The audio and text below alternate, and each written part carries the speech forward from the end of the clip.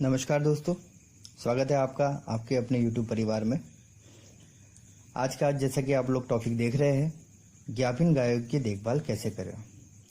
मेरे बहुत सारे मित्र, बहुत सारे डेयरी फार्मर दोस्त लोग, इनके मन में ये दुविधा रहती है कि ज्ञापिन गायों को कैसे देखा जाए, कैसे उनका देखभाल किया जाए।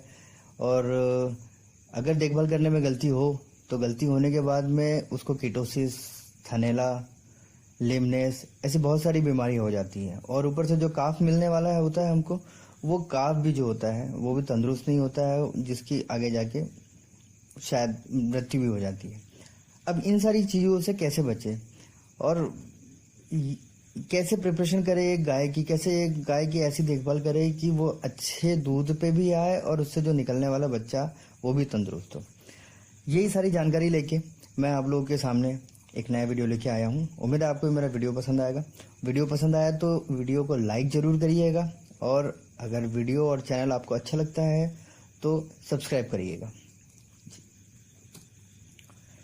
सबसे पहले हम लोग ये समझते हैं कि गायों की गर्भावस्था क्या है। गायों की गर्भावस्था को हम लोग वैज्ञानिक आधार पर 4 भागों में डिवाइड करते हैं, और इसको इंग्लिश में ट्राइमेस्टर्स बोलते हैं, 4 डिफरेंट ट्राइमेस्टर्स। और अगर हिंदी में बात करें तो अगर हम समझे तो वो होता है सबसे पहले गर्भधारण से लेके 3 माह तक के, मतलब जिस दिन एआई की है वहां से लेके अगले 3 माह तक के। दूसरा 3 माह कंप्लीट होने के बाद 4 माह से लेके 7 माह तक के। फिर 8 माह की गाभन गाय से लेके लास्ट के 14 दिन बचे हैं गाय को गाभन होकर जनने के लिए, जनने के 14 दिन पहले की बात, और लास्ट के 14 दिन। हम लोग ये मोटे मोटे तौर पे ये 4 भागों में इसको डिवाइड कर सकते हैं। आइए समझते हैं इनको और डिटेल में। गर्भधारण से लेके 3 महीने तक के। गर्भधारण जिस दिन गाय की एआई कराई है उसके 60 दिन के बाद आप कभी भी अपने वेटरनरी डॉक्टर से रेक्टल पाल्पेशन विधि द्वारा गर्भ का परीक्षण जरूर करवा लें। सिर्फ और सिर्फ रेक्टल पाल्पेशन विधि जो है वो ही 100% पुख्ता तरीका है कि आपकी गाय गाभन है या नहीं है ये पता करने का। तो प्लीज इसी को फॉलो करिए। दूसरा, अब अगर आपको कंफर्म हो जाए कि आपकी गाय गाभन है तो वो जो गाभन गाय है उसके पेट में जो फीटस पल रहा है, जो बच्चा शुरू हुआ है बनना, उसके लिए आपको क्या देना चाहिए।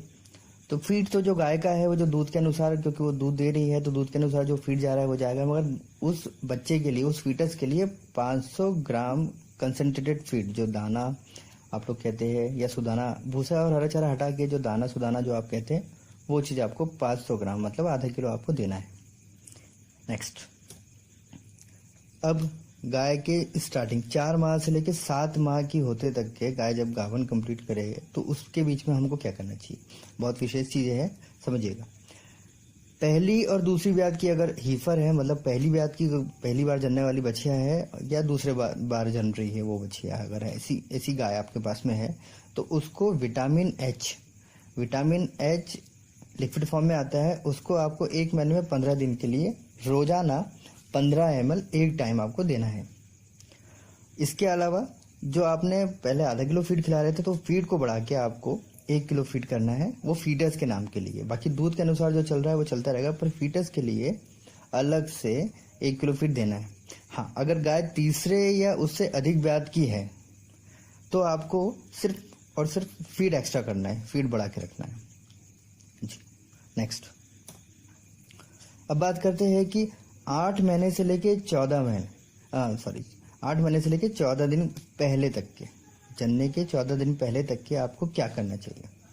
सबसे पहले लास्ट 60 दिन जो बचे हैं आपको उसमें गाय को ड्राई कर देना है, और जो आप फीड दे रहे थे अभी तक के 1 किलो उसको बढ़ा के आपको 1.5 किलो कर देना है। आप जो फीड अगर घर में बना रहे हैं तो बहुत अच्छी बात है, और घर में जो फीड बना रहे हैं उसमें विशेष तौर पर ध्यान देने वाली बात यह है कि आपको नमक जिसमें सोडियम होता है वो, और कैल्शियम, आपको ये दोनों चीजें गाय को देना बंद कर देनी है, क्योंकि ये अगर आप देते हैं तो नमक देने के कारण वो नेगेटिव एनर्जी बैलेंस में जाएगी, और अगर कैल्शियम आप देते हैं तो उसकी खुद की बॉडी कैल्शियम नहीं बनाएगी, जिसके कारण जनने के बाद उसको मिल्क फीवर या हाइपोकैल्शियमिया ये बीमारी होने की संभावना बहुत ज्यादा बढ़ जाती है। तो प्लीज ये दोनों चीजें बंद करवा दें।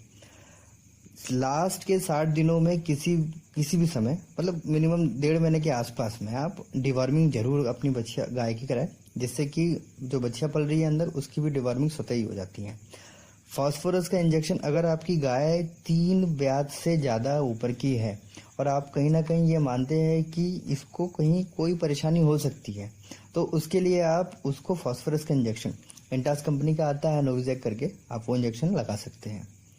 विटामिन एच जो पहले जैसा चल रहा था कि 15 ml प्रतिदिन, वो आपको पहली और दूसरी ब्याज की गाय के लिए 15 दिनों के लिए देते रहना है। और BCS score, body condition score, ये एक अलग ही टॉपिक है। आप ये मान के चलिए कि इसके लिए मैं अलग से वीडियो जरूर बना दूंगा आपको समझाने के लिए। पर ये BCS स्कोर, इसको आपको जरूर समझना पड़ेगा और ये समझने के बाद में आपको पता चलेगा कि आपकी गाय कहीं नेगेटिव एनर्जी बैलेंस में तो नहीं है। ये चीज़ बहुत ज़रूरी है, ये आपको देखना ही पड़ेगा और वजन आपको नापना पड़ेगा। वजन नापने से एक आपको अंदाजा हो जाएगा कि क्या वजन है। नेक्स्ट, अब बात करते हैं अंतिम 14 दिनों की। इसको इंग्लिश में कहते हैं 4th ट्राइमेस्टर। ये जो अंतिम 14 दिन है ये विशेष तौर पे सावधानी रखने वाले होते हैं।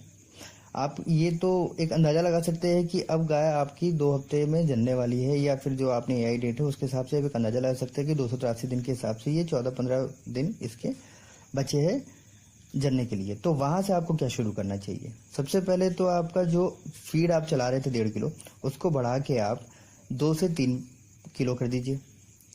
अगर अब गाय दूध नहीं दे रही है तो कम से कम मिनिमम 3 किलो तो आपको फीड देना ही देना जरूरी उसको है।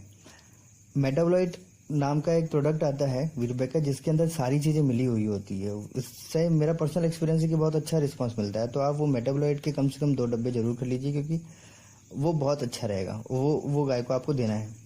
हरा चारा और भूसा ये आपको कम करना है। इसका पीछे का वैज्ञानिक कारण या टेक्निकल रीजन ये है कि हरा चारा अगर आपकी गाय ज़्यादा खाती है तो पेट में बच्चे को घूमने के लिए जगह कम मिलेगी, और जगह कम मिलने के कारण उसके लिए समस्या होगी। तो बेटर ये है कि हरा चारा कम कर दीजिए।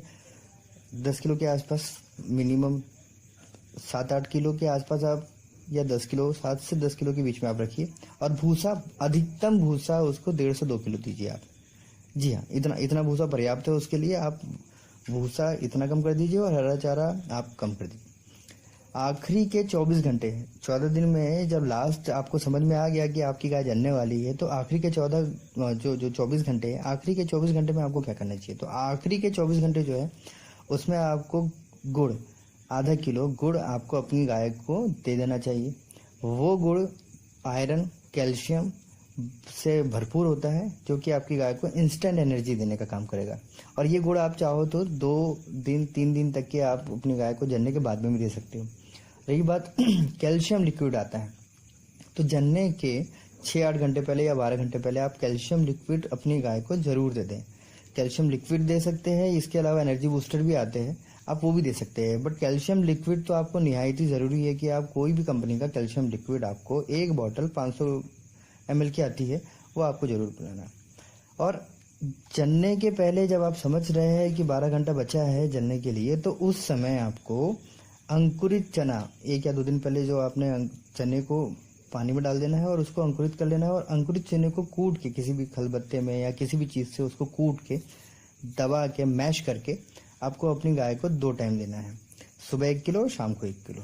इससे उसको इंस्टेंट बहुत ज़्यादा एनर्जी मिलेगी और ये आप इसको कंटिन्यू आने वाले 2 या 3 दिन तक ही कर सकते हैं। विशेष तौर पे ये सारी चीज़ें करने के बाद में आपको ध्यान रखने वाली बातें ये है कि गाय का BCS स्कोर जनने के पहले 3 से 3.5 होना ही चाहिए। मैं आपको भविष्य में इसके ऊपर एक वीडियो ज़रूर बना के दूंगा। और कम से मतलब अगर कम है, मान लीजिए 3 से नीचे है, जब 3 से नीचे BCS स्कोर होगा तो आपको उसको अलग से एनर्जी देना पड़ेगा। एनर्जी के लिए फैट, बाईपास फैट सबसे बेस्ट तरीका होता है। तो बाईपास फैट आप चाहो तो अगर आपको कहीं से अवेलेबल हो जाए, कैमिन कंपनी का और बहुत सारी कंपनी का आता है बाईपास फैट, आप उसको 100 ग्राम फैट जो है वो आप जरूर दीजिए। आप अगर ये मैनेज नहीं कर पाते या आपको कहीं से फैट नहीं मिल पाता है, तो आप 70% खल्ली, जो आप 3 किलो दाना दे रहे हो उसमें मान के चलिए कि 2 किलो के आसपास, लगभग 2 किलो के आसपास आप खली दीजिए और 1 किलो जो आपका बचा वाला पोर्शन है वो आप दीजिए।